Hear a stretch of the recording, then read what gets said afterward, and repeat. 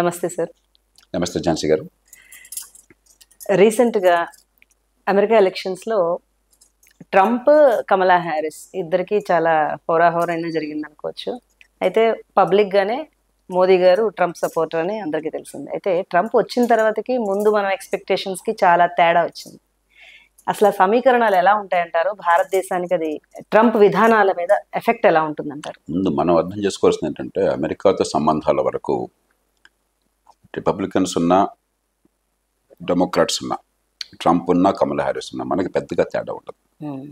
ప్రపంచంలో బహుశా ఇంకే దేశానికి కూడా మనకున్నంత సౌలభ్యం లేదు ఆ విషయంలో. వివిధ కారణాల వల్ల మనతో సంబంధాలు బాగానే ఉంటాయి. అయితే ట్రంప్ ఉంటే కొన్ని మనకి సౌకర్యాలు ఉన్నాయి, కొన్ని అదనంగా ఇబ్బందులు కూడా వస్తాయి.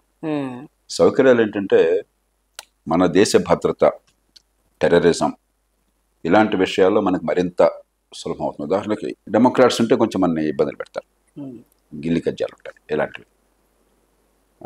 అలాగే మన చుట్టూ ఉన్న పరిస్థితుల్లో ఇప్పుడు బంగ్లాదేశ్ ఉంది.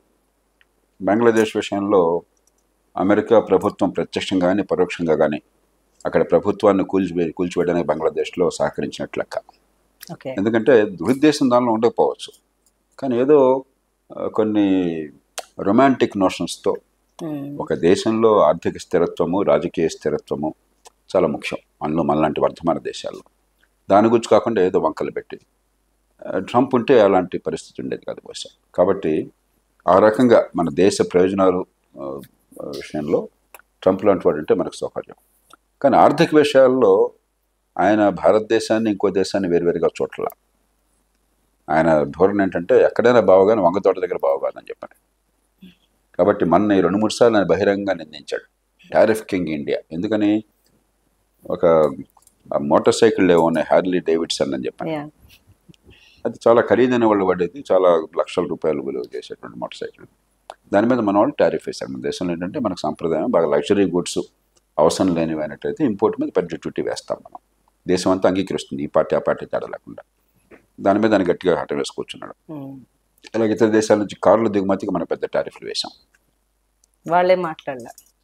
కాబట్టి ఇలా టారిఫ్ల విషయంలో కొంచెం ఇబ్బంది ఉంటుంది. కాబట్టి మనం అక్కడ చాలా తెలివిగా మన ప్రయోజనాలను కాపాడుకుంటూ, అదే సమయంలో కొన్ని సందర్భాల్లో కొంచెం ఇచ్చిపుచ్చుల ధోరణి, పట్టుదల ధోరణి కావాలి, మన ప్రయోజనాలను కాపాడుకోవాలి. మూడోది, ట్రంప్ వల్ల ప్రపంచం అంతటితో పాటు మనకు కూడా కలగబోయే సమస్య ఏంటంటే, ఆయన నిజంగా ఆయన అనుకున్న విధానాలను అమలు చేసినట్టయితే, 1 పన్నులు బాగా తగ్గించేస్తానంటున్నాడు అమెరికాలో, 2 టారిఫ్లు పెంచుతానంటున్నాడు, ఖర్చు ఏం తగ్గిస్తానంటలేదు. దానివల్ల ఏమవుతుంది? అమెరికాలో అప్పుల భారం మరింత పెరుగుతుంది. అమెరికాకి డాలర్లు ప్రింట్ చేయడం చాలా తేలిక, వాళ్ళకి అప్పుల భారం డాలర్లే కదా. కానీ ఏమవుతుంది? ప్రపంచం మొత్తంలో ద్రవ్యోల్బణం వస్తుంది. ఈ కారణంగా అమెరికాలో ఇంట్రెస్ట్ రేట్స్ పెరిగితే ప్రపంచం అంతా పెంచాల్సి వస్తుంది. మళ్ళీ ఇంకొకసారి ప్రపంచ ఆర్థిక వ్యవస్థ కుదేలవుతుంది. ఒకటేమో ఈ టారిఫ్ మనకి ట్రేడ్ని ఆపేయటం చేత, అంతర్జాతీయ వాణిజ్యానికి ఆంక్షలు పెట్టడం చేత బహుశా 7% దాకా ప్రపంచ ఉత్పత్తి పడిపోతుందని చెప్పి కొందరు అంచనా వేస్తున్నారు. అంత దాకా అవుతుందో లేదో మనకు తెలియదు. మరి ఎదుగుతున్న దేశంగా, పెద్ద దేశాల్లో బాగా ఎదుగుతున్న దేశం మనం, బాగా నష్టం మనకి. ప్రపంచం అంతా పచ్చగా ఉంటే మనం అమ్ముకోవచ్చు, వస్తువుని కొనుక్కోవచ్చు. ప్రపంచం అంతా కష్టంలో ఉంటే మనం ఆ కష్టంలో భాగం అవుతాం. అలాగే ఇంట్రెస్ట్ రేట్స్ పెరిగేసరికి మనకి ఇక్కడ ఇంట్రెస్ట్ రేట్స్ పెరిగితే మళ్ళీ మనకు ఆర్థిక ప్రగతికి అవరోధం ఏర్పడుతుంది. మోదీతో ఉన్న స్నేహం ఏమి దీనికి సహాయం చేయదంటే? నేను చెప్పాను, ఎక్కడైనా బాగుగాను, మొగతోట దగ్గర బాగుగాను. దేశ భద్రతా విషయాల్లో స్నేహం పనికొస్తుంది. 2 దేశాలకు కూడా ఏకాభిప్రాయం ఉన్నది, 2 దేశాలకి ఒకే లక్ష్యాలు ఉన్నాయి. ఆర్థిక విషయాల్లో వాళ్ళ ప్రయోజనాలు వాళ్ళు కాపాడుకుంటారు, మన ప్రయోజనాలు మనం కాపాడుకుంటాం. థ్యాంక్స్ అండి.